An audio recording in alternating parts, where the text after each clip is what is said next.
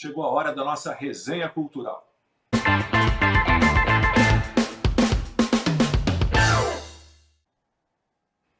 Vamos lá, eu vou pela ordem da janelinha, vou abrir essa resenha.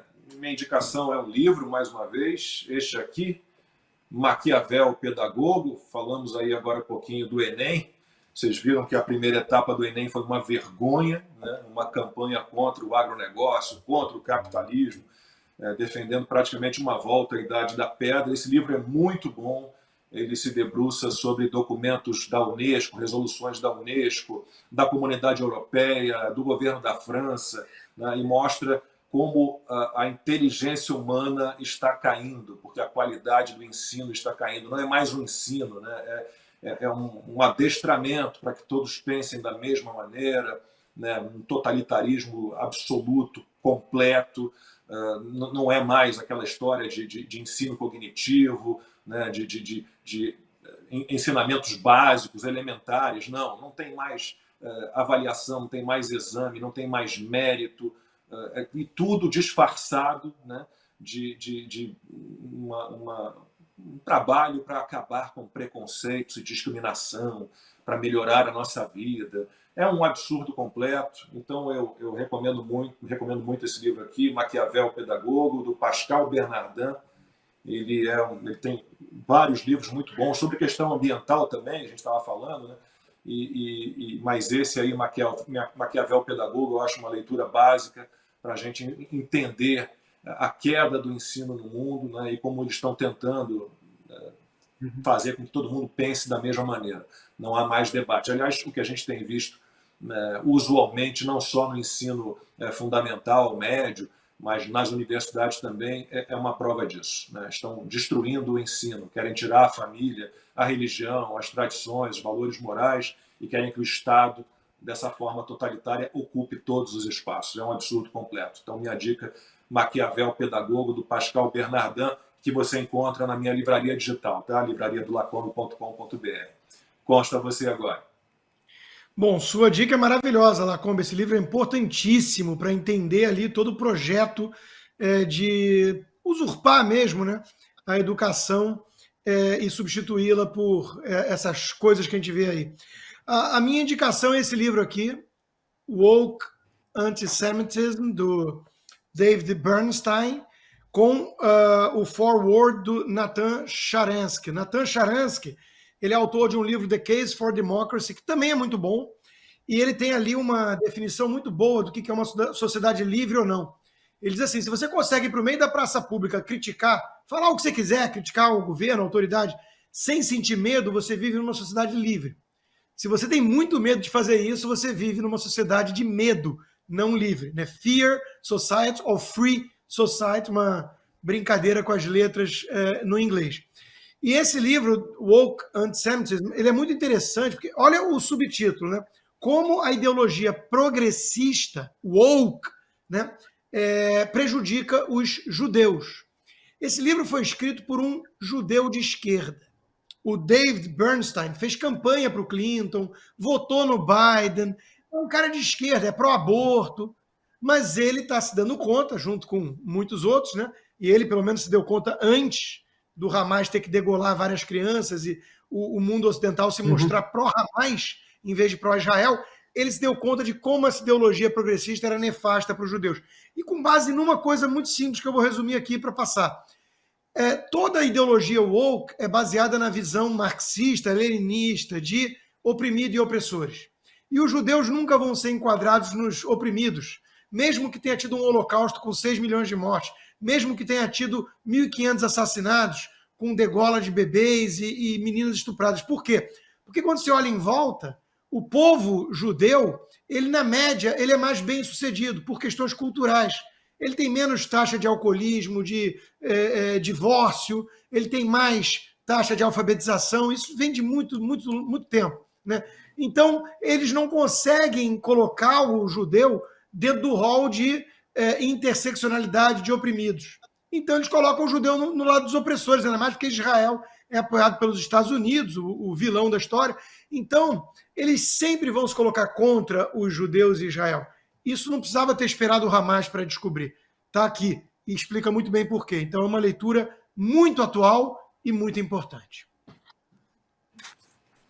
Ana, você agora. Boa dica, Consta. Já é o segundo domingo que o Constantino fala, eu vou lá e compro logo depois do nosso programa. A sua dica, Lacombe, eu diria que atualmente é um dos 10 livros mais importantes da atualidade para esse mundo estranho, né, que estamos vivendo.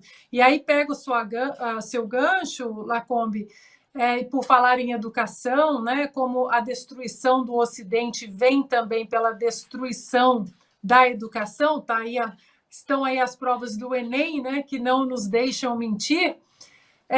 Ontem, sábado, 11 de novembro, foi um feriado muito importante aqui para os americanos, que é o Dia dos Veteranos. O que é o Dia dos Veteranos?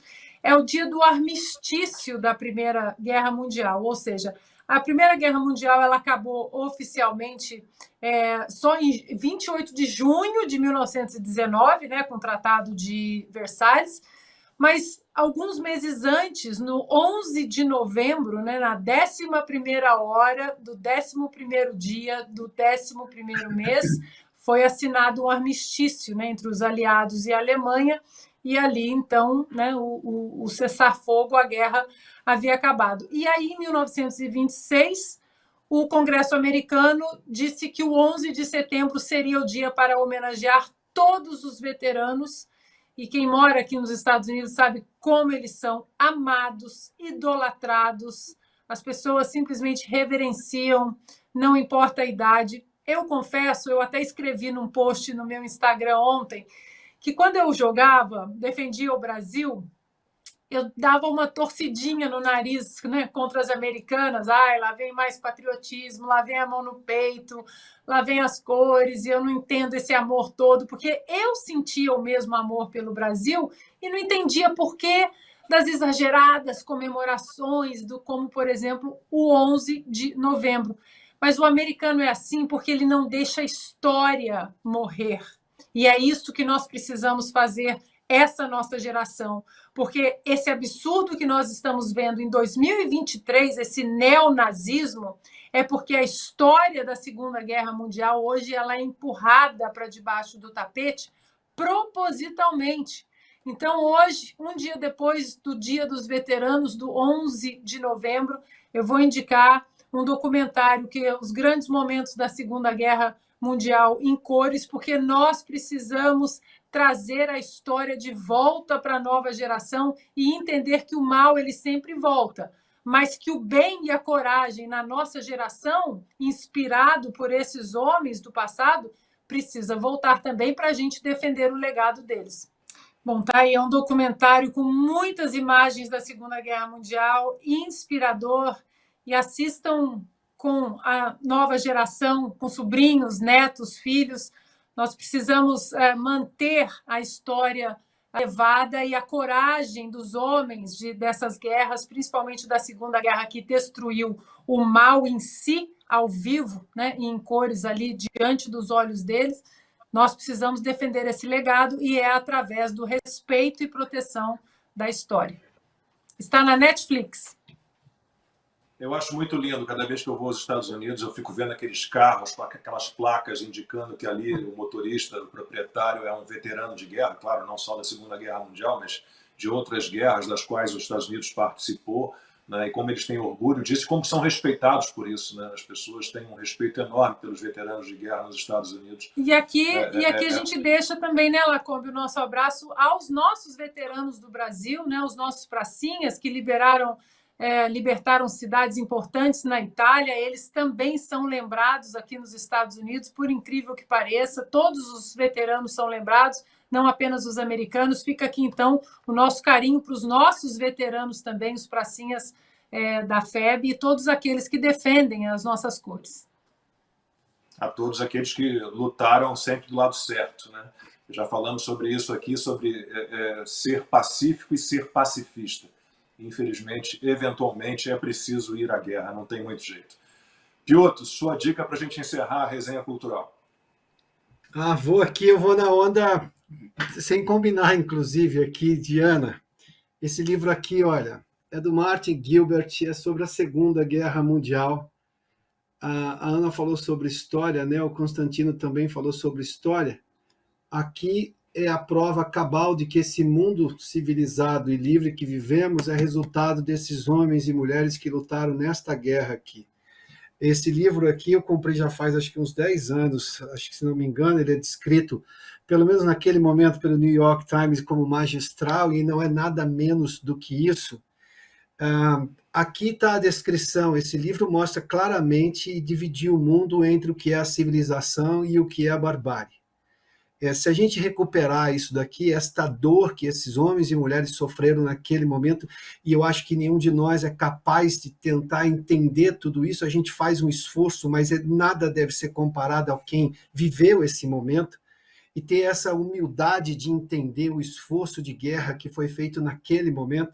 Eu vou lhes contar uma coisa que uma vez eu estava fazendo uma palestra numa universidade, e eu vi lá de um sujeito com alguma coisa parecida com pacifista, sei lá o que ele queria dizer, que ele achou que os aliados naquele momento... Eu achei que eu estava só fazendo uma explicação, tive que fazer uma defesa dos aliados.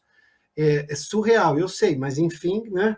Ele falou que os aliados deveriam ter recorrido às negociações. Eu falei, bom, eu acho que você não entendeu nada do que levou à guerra. Porque os ingleses tentaram, e está muito claro, essa é a razão, inclusive, da ascensão de Winston Churchill, né? Mas, enfim, eles não entenderam absolutamente nada. Então, quando a gente vê lapsos tão gigantescos de entendimento de história, de humildade para observar a história antes que cometamos os mesmos erros, porque eu não sei se teremos nesse mundo woke algum grupo pequeno que seja de soldados com metade da coragem de qualquer um desses soldados que estiveram na Segunda Guerra Mundial.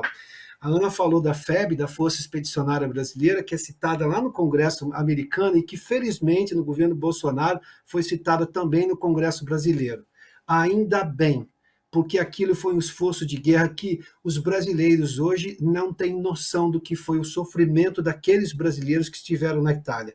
Eu citei nessa semana lá na Oeste, as escolas na Itália, naquela região, eles cantam, as crianças sabem cantar o hino da Força Expedicionária Brasileira.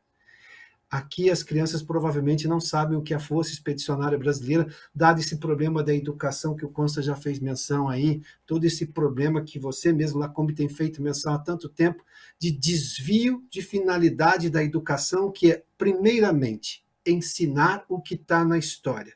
Depois, obviamente, com muita informação, as crianças vão lá e podem discutir pontos de vista, tudo bem, mas nunca sem antes respeitar os que nos antecederam. Você, no presente, não tem ideia do que foi o passado. Então, nesse momento, você usa o passado como informação útil, importante, para tentar construir um presente melhor. Eu não sei se dá tempo, mas eu até citei, Lacombe, fique à vontade, mas eu digo aqui rapidamente. Tem um filme que eu adoro, também é sobre a Segunda Guerra Mundial, que é O Pianista, que, aliás, protagonizado pelo Adrien Brody, vencedor do Oscar, inclusive, naquele momento.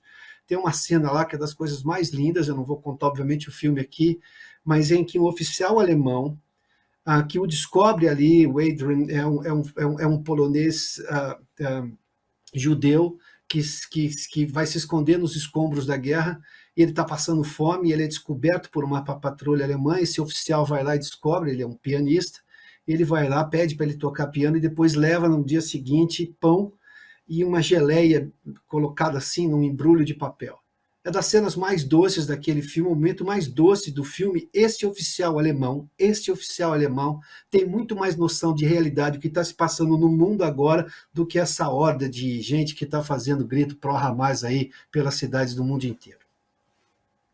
Lacombe, o pessoal no chat pedindo para eu repetir o nome do documentário, Grandes Momentos da Segunda Guerra em Cores. Se você colocar lá na lupinha Segunda Guerra em Cores, ele aparece. Boa dica. O Adrien faz o papel esse pianista é um sobrevivente do gueto de Varsóvia, que todo mundo já ouviu falar, o Spielman, que é exatamente esse pianista aí, que tem na apresentação feita aliás, maravilhosa pelo Adrien Brody, o filme é delicioso de ser assistido do ponto de vista de entender a história, a dor da guerra, a dor desse momento de perseguição aos judeus, mas com tudo que o cinema consegue fazer, com essa sutileza, inclusive, dessa imagem, que quem for assistir, prestem atenção nesse momento, que é de uma doçura gigantesca em meio ao terror e toda aquela destruição da Segunda Guerra, com a perseguição aos judeus.